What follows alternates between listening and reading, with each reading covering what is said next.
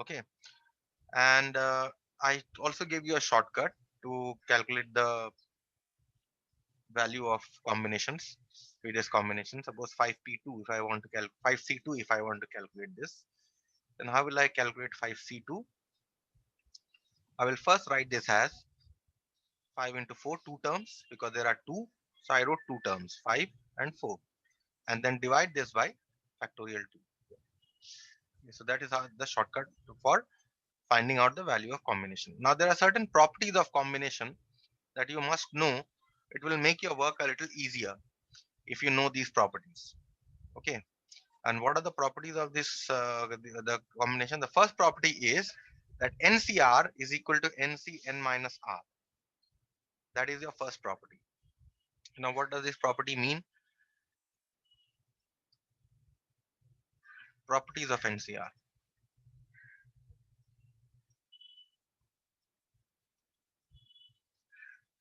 Okay, first property is, as I told you, NCR is equal to NCN minus R. This is the first property. Example. What does it mean?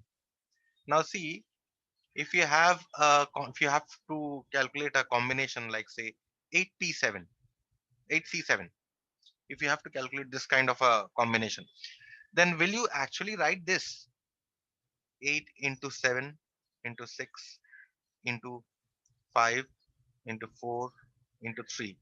So how many? 6. And then you have a 2 here divided by factorial 7. Now this is very difficult to calculate, right? 8c7 if I proceed in this way, because there is a 7, and then that is why I wrote 7 terms here, right? And because of this 7, again I have a factorial 7. But then this becomes very difficult to calculate. If I use this property, it becomes very easy to calculate. How? See that 8p7, what is n here? N here is 8. And what is r here? R here is 7. Not p, it is c. Okay. Now see, if I use this property, NCR is equal to NCN minus R. That means NCN minus R. Can I write from this property or not? That 8c7 is equal to 8c8 minus 7. So I'm getting 8c1. Now this becomes very easy to calculate.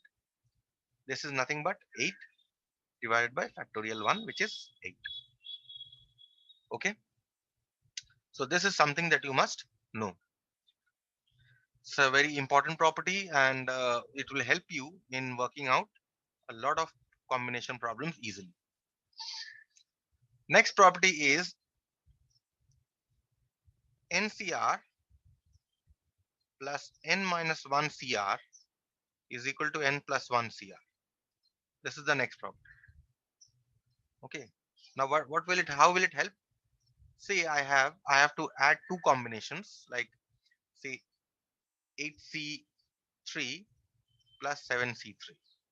If I have to add these two, then it becomes very easy to combine these two combinations, because what I see is that this is 8c3 plus 8 minus 1 c3.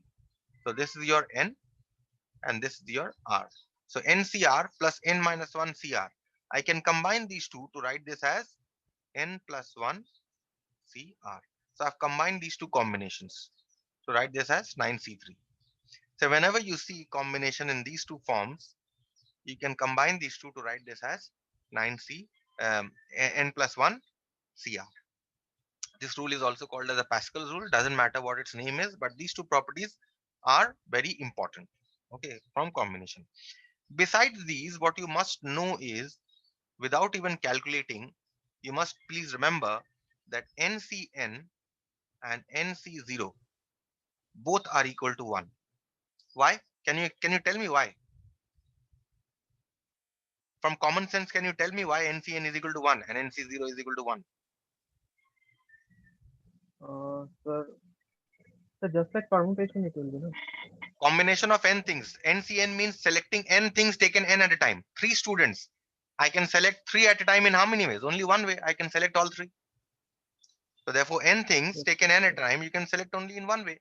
Or n things taken 0 at a time, you can select only in one way. 3 students are there. I don't want to select any. In how many ways can I do it? I can do it only in one way. I cannot select any of the Right. three, right? So that is why NCN and NC0 are both equal to 1. Okay, this you must remember. Okay, and I think that's it.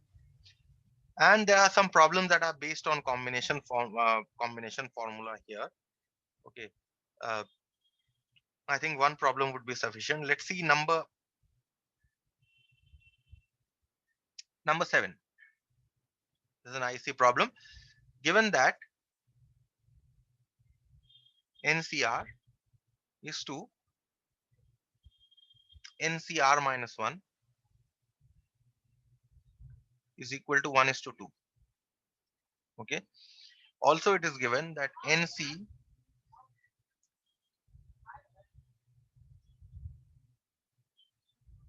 NCR plus 1 by NCR plus 2. NCR plus, let me just write once again, it's got erased. So given here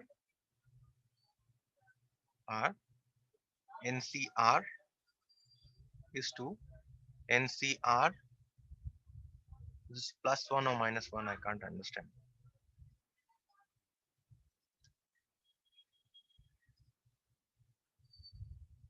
This plus. NCR is to NCR plus 1 is equal to 1 is to 2. Also, NCR plus 1 is to NCR plus 2 is equal to 2 is to 3. You need to find the value of N and R. Okay, so consider the first one. We have NCR by NCR plus 1 is equal to half, right? This is what is given. So write down the formula for combination factorial N by factorial N minus R and by factorial R divided by, again below you have factorial N by N minus R minus 1 factorial into R plus 1 factorial. This must be equal to 1 is to 2. That means now factorial N and factorial N will cancel. So what are you left with here? You are left with N minus R minus 1 factorial.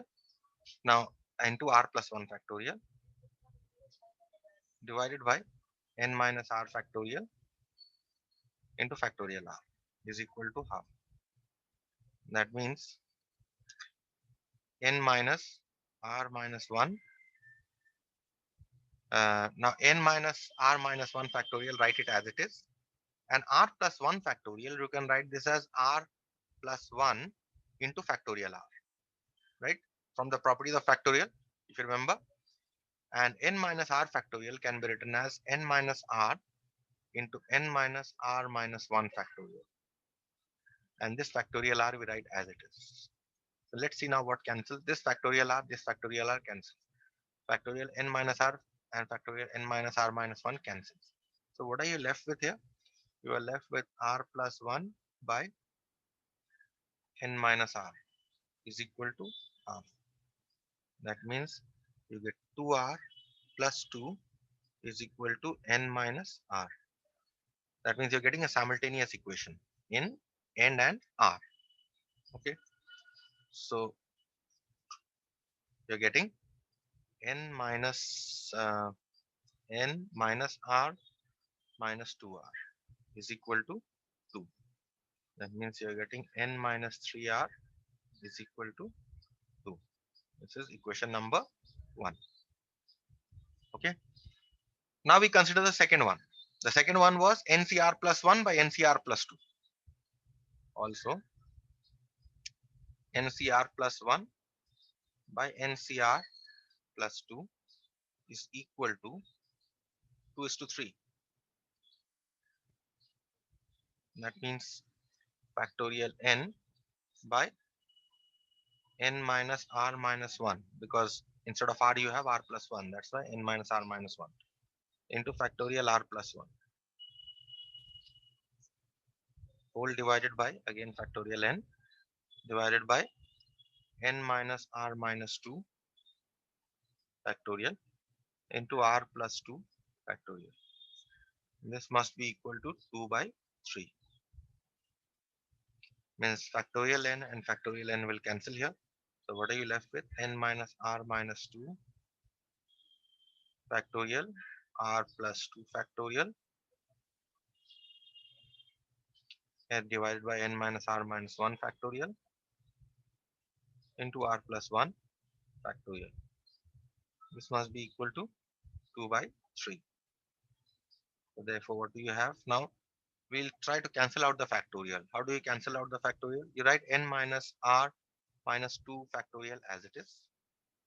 R plus 2 you write as r plus 2 into r plus 1 factorial, because I can see an r plus 1 factorial below.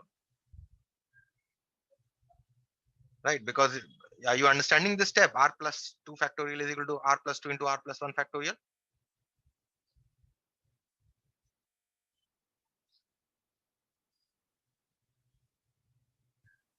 So Are you please, understanding the step? yes, See, if you remember, I had told you n can be written as n into n factorial, n can be written as n into n minus 1 factorial, right?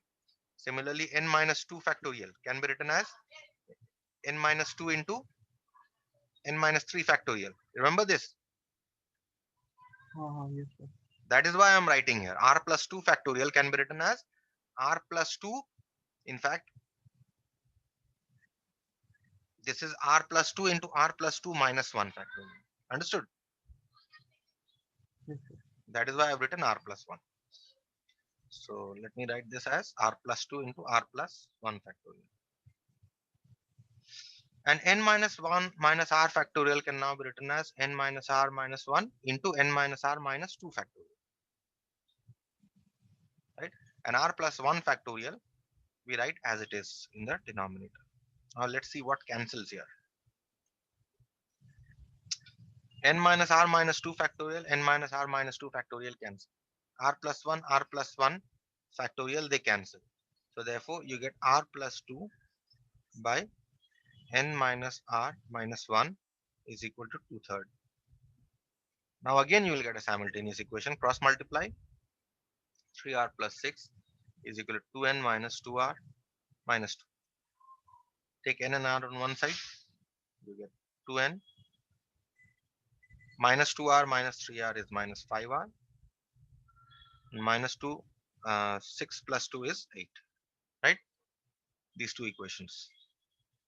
So now you solve these two simultaneous equations and get the value of n and r. I'm not solving. You know how to solve simultaneous equations. Okay, but the main thing that you must know is how to treat factorial here in this problem. You have got from by your properties of factorial. I got one equation here. N minus r is equal to 2. N minus 3r is equal to 2. And I got a second equation here.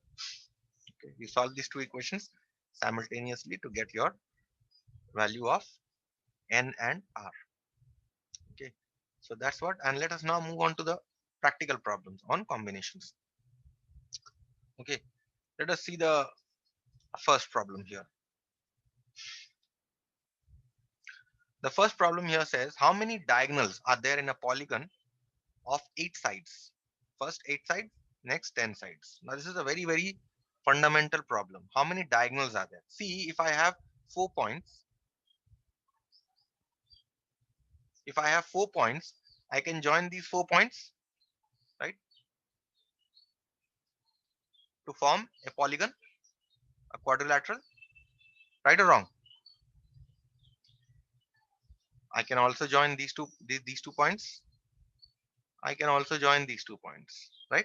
Any other point that I have not joined? All points I have joined, right? Now see, there are Yes, sir. 4 points, right? 1 point, 2 point, 3 point, 4 point. Now the question is, if 4 points are given, then how many diagonals will the quadrilateral have? Now see, by joining any 2 points, how many lines can you draw? A line, how can you draw a line? You draw a line by joining any 2 points. I've joined C1 Yes, and sir. 2 here, right? Then 2 and 3. And then I've also joined 2 and 4. So how many lines can you draw if 4 points are given? You can draw 4 P2 lines, right or wrong? Yes, sir. And from this, if 4 points are given, how many sides I am drawing? 4 sides, right? 4 sides. From this, if I subtract the number of sides, I'll get the number of diagonals, right? You understand Yes. what I said? So if Yes, sir. now 8 points are given to you, if 8 sides are given to you, okay, 8 side means 8 points, 8 vertices. 8 points are given to you, then how many diagonals can you form? First of all, how many lines can you draw joining the 8 points? 8p2, right? 8p2 This is your number 6. minus 8. This is your question number 6. 8p2 number of lines you can draw by joining 8 points, right? If 8 lines are given to you. How Yes, sir. many sides are there? If there are 8 sides, then there are 8 sides. Whatever lines that you draw apart from these 8 sides will be the diagonals. So I subtract 8. This will be a number of Minus 8. diagonals, right? Yes, sir. Similarly, for the second one, if there are 10 sides, then it will be 10p2, 10c2, not p, c. 10c2 minus 10, right, is equal to number of diagonals. So this was an easy problem. Okay, let us do the next one. You, but you need to write, the statements. So go through the examples to go through see how to write the statements of these. So I'm making you understand only the logic. In how many ways, number 7, look at number 7. In how many ways can a committee of consisting of a chairman, secretary, treasurer, and 4 ordinary members be chosen from 8 persons? So how many persons are given here for number 7? 8 persons are given. 8 persons are given, right? What do you have to choose? You have to choose one chairman, one secretary, one treasurer, and what else? 4 ordinary members. How many people are you choosing? How many people are you choosing from these 8? You're choosing 1, 2, 3. 3 plus 4, you are choosing 7 persons. You are choosing to be chosen out of how many? Out of 8 persons, right? Because 8 persons are given to you. Yes, sir. And how many ways can you choose it? How many ways can you choose 7 persons from 8? 8c7. And how will you calculate 7. 8c7? You will use that combination property. 8c7 is equal to 8c8 minus 7, which 8 is equal to minus 7. 8c1, which is equal to 8. Okay. 8. Also remember that nc1 is always 1. Okay. If you can remember this will be very helpful. That nc1 will always be equal to n. Okay. Combination of n things taken one at a time obviously will be n. 3 students taken one at a time will be 3, because I can choose either the first student or the second student or the third student. In how many ways? 3 ways. So nc1 will always be 1. Let us see the next one, 8b or 8a. Let's see 8a.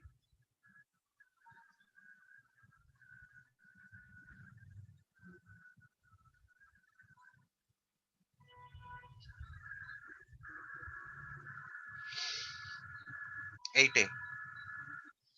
In how many ways can a student choose 5 courses out of 9 courses if 2 courses are compulsory for every student? Now, how many courses are there? 5 courses. Okay. And sorry, 9 courses, out of which you will have to choose 5. Now, out of these 5 courses that the student chooses, how many courses are compulsory? 2 courses are compulsory. That means how many non-compulsory courses he has to choose? 5 minus 2 equal to 3 are non-compulsory courses that need to be chosen. Also, what you must see here is that from these 9 courses, 2 courses are compulsory, right? So how many courses left? Out of 9 courses, 2 courses are compulsory.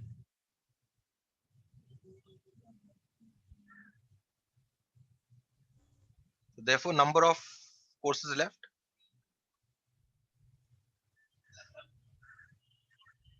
is equal to 9 minus 2, 7. So that means how many, you as a student, suppose you have to choose 5 courses out of 9 courses. And if I tell you that 2 courses are compulsory, then what are your options that are left? You only have to choose now 3 courses from 7 courses, right? Yes, sir. So therefore, 3 courses out of 7 can be chosen in 260. 7C3 ways. You understood this what I said? Yes, If sir. I give you 5 courses out of 9 courses and I tell you 2 are compulsory, you will have to take 2. That means what? How many options am I giving you? I'm only giving you option for choosing 3 courses, right? And in total, if there are 9 courses and 2 definitely you are choosing, that means what are your options? From how many are you choosing? You're choosing only from 7. And how many are you choosing from 7? You're only choosing 3 from 7. So in how many ways can you make the 73. selection? It is 7C3. Okay. So that is what this problem is. 8B, let's see.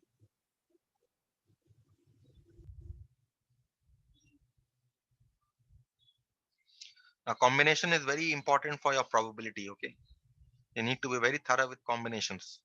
It's very, very important. Later on, when I'll be doing probability, I'll be doing.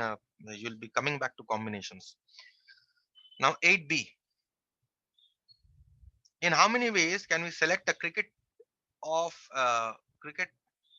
11 from 7 players? Okay, cricket team of 11 from 17 players, in which players can bowl. Each cricket team must include 2 bowlers. In how many ways can we select a cricket team of 11 from 17 players, in which 5 players can bowl? So 11 players, how many are you selecting? 11 from 17. In how many ways can we select a cricket 11 from 17 players, in which 5 players can bowl? 2 is compulsory, na? So Yes, in how many 2 ways will can be you out of select? So 17C11, uh, clearly, the first one. Okay, 17C11. This is the answer to the first part of the question. Second part of the question states that each team must include 2 bowlers. Each team must include 2 bowlers. Now, if you're including 2 bowlers, and there are how many bowlers in total? There are 5 bowlers in total, right? And always you're choosing these 3. That means if this is to include 2 bowlers always, if it is to include 2 bowlers always, then how many ways can you do it? Out of 17 players, you reduce those 2 bowlers, and out of those 11 players, you reduce those 2 bowlers, just as the previous example we did. How many are you choosing? You are only choosing out of 15 players, you are choosing 9 players, right? So that's what this will always include 2 bowlers, 15C9. Just as in the previous one, 5 courses were there. Okay, 9 courses were there, out of which you will have to choose 5. 2 were compulsory. Okay, and think of those compulsory courses as two bowlers. Now, if these 2 bowlers are compulsory, you always choose them. That means you reduce from 15 the total number of players, and you reduce these 2 from the total of 11. That means how many are you actually choosing? You're only choosing 15 players out of you're only choosing 9 players out of 15 players, which can be done in 15C9 ways. And then you calculate it any way you want. In fact, it would be easier if you write 15C9 as 15C 15 minus 9, which is 15C6. Now it will be easier to calculate. Okay. So let us see the next one. Number 11. How many different groups? This is the last problem for today. How many different groups can be selected for playing tennis out of 4 ladies and 3 gentlemen? So 4 ladies and 3 gentlemen. Number 11. 4 ladies and 3 gentlemen are given to you.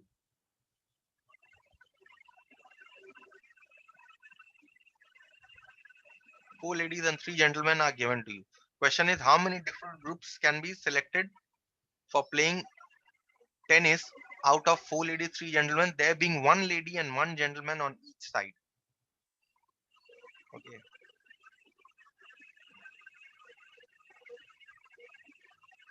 One lady and 1 gentleman on each side. That means 4 ladies. Out of 4 ladies, 1 lady you can select in how many ways? 4C1, right? And out of 3 gentlemen, 1 gentleman you can select in how many ways? 3C1. So 1 lady and 1 gentleman on each side can be selected in 4C1 into 3C1 ways, right? So which is 4 into 3, which is 4 into 3, which is 12 ways. Okay, as simple as that.